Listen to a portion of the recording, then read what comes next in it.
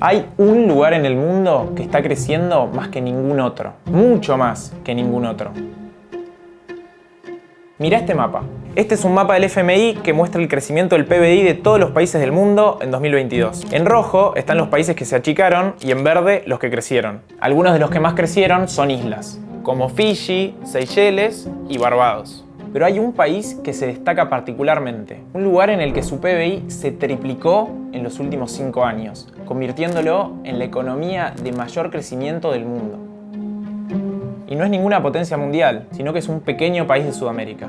Estoy hablando de Guyana, que con un crecimiento de alrededor del 60%, en 2022 fue por amplio margen el que más creció.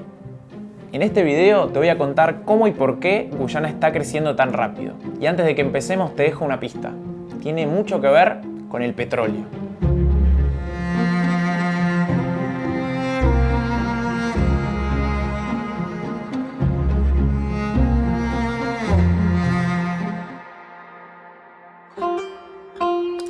Arranquemos ubicando a Guyana en el mapa. Está acá, al norte de Sudamérica, entre Venezuela, Surinam y Brasil. Es un país con casi 800.000 habitantes, su capital es Georgetown y es el único país de Sudamérica en el que se habla inglés.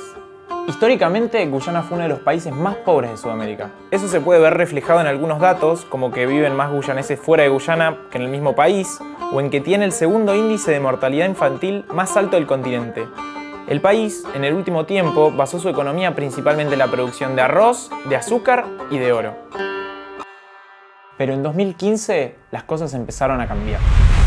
Ese año la compañía estadounidense ExxonMobil descubrió petróleo en el mar guyanés. Y al primer descubrimiento lo siguieron varios más. Encontraron tanto petróleo que Guyana se convirtió en el líder mundial de descubrimientos offshore desde 2015, con alrededor del 30% del petróleo descubierto en todo el mundo desde entonces. Y ahí es donde todo empezó a mejorar para Guyana. Este milagroso descubrimiento trajo consigo muchísimo capital extranjero, lo que llevó a que empiece a crecer el PBI y que este lugar se empiece a desarrollar de manera impensada. De hecho, mirá cómo cambió la economía guyanesa. Estas eran sus principales exportaciones en 2015. El oro era lo más exportado con el 41%. Y mirá cómo cambia en 2021. El petróleo se convirtió en más del 70% de lo que exporta, y el resto de sus producciones quedaron relegadas. Pero nada es tan sencillo. Esta no es la primera vez que un país descubre de forma inesperada un recurso que viene a cambiarle la economía por completo.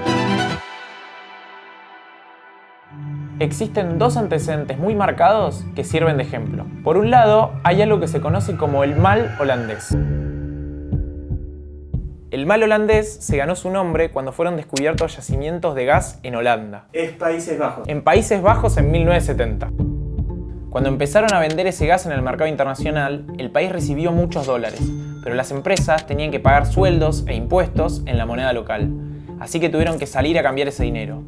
Eso hizo que crezca la demanda por la moneda local y que se aprecie en valor, y eso afectó a otras industrias que exportaban productos e hizo que los precios locales se incrementaran. Y algo así estiman que podría pasar si todo el dinero del petróleo cayera de repente en la economía guyanesa. Hay, sin embargo, otro caso muy similar, pero que fue exitoso. Noruega es uno de los mayores exportadores de petróleo del mundo, pero eso no fue siempre así. Los primeros yacimientos de petróleo se descubrieron en 1967, y la estrategia de Noruega tuvo su distintivo. En vez de utilizar el petróleo como un fin en sí mismo, lo empezaron a usar como un medio para un fin. Una vez que empezaron a entrar las divisas por el petróleo, se estableció que ese dinero solo iba a estar disponible para uso del gobierno de forma progresiva en el tiempo, para que no pueda ser utilizado toda la vez y desbalancee la economía. Para que el gobierno de turno no haga un uso demagógico del dinero, establecieron una regla que solo les permite gastar en igual cantidad que el retorno esperado. Pero lo mejor que hicieron fue empezar a diversificar sus ganancias. Crearon el Fondo de Pensiones del Gobierno de Noruega, que es el fondo soberano más grande del mundo. Y todo el dinero ganado del petróleo va a ese portfolio de inversiones. De esa forma, tampoco dependen tanto del precio del barril a nivel global. Entonces, ¿cómo la vemos? ¿Guyana puede convertirse en una nueva Noruega sudamericana o va en camino a ser otro caso fallido? Uno de los problemas que tiene Guyana es que es un país muy dividido políticamente.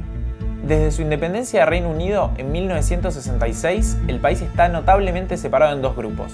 los indo-guyaneses, del People's Progressive Party, y los afro-guyaneses, del People's National Congress.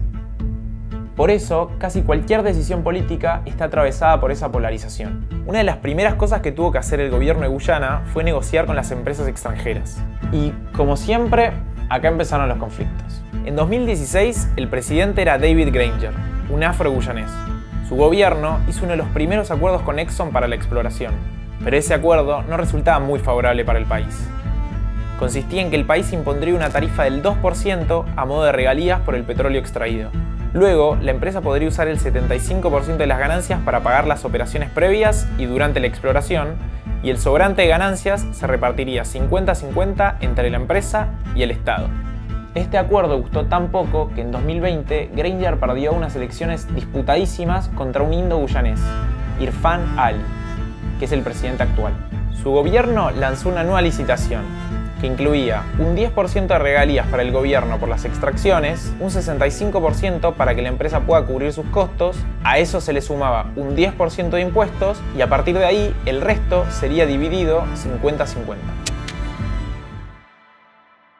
Intentando seguir el ejemplo de los noruegos, el gobierno creó un fondo de ganancias provenientes del petróleo. Pero la austeridad no duró mucho. El gobierno aumentó un 44% el presupuesto para el año siguiente, sacando $600 millones de ese mismo fondo soberano. Su plan se basa en la inversión en infraestructura, educación y en un proyecto de desarrollo de baja producción de carbono para 2030. Este último es uno de sus objetivos más ambiciosos y se concentra más que nada en la producción de energía renovable, la protección de la biodiversidad y la promoción del turismo sustentable. Pero nada asegura que ese dinero sea utilizado de la manera correcta. Según el Índice de Transparencia Internacional, Guyana se ubica en el puesto 85 de 180 países en niveles de corrupción. De lograr la cooperación y estabilidad necesarias, se calcula que en 2027 Guyana podría crecer casi 25% por año, logrando un PBI per cápita de $35.000 y convirtiéndose en el país de mayor PBI per cápita de Sudamérica.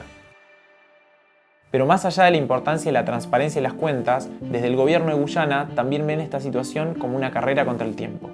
Hay un consenso global para la búsqueda de un mundo con 0 emisiones de carbono para 2050, y de concretarse, este hallazgo millonario dejaría de tener tanto valor. El petróleo puede parecer una bendición, pero no siempre sus dividendos llegan a las manos adecuadas. Guyana se enfrenta a un desafío enorme. Sus posibilidades de crecimiento están ligadas a que pueda lograr estabilidad política y orden en sus finanzas. Y eso solo el tiempo lo dirá.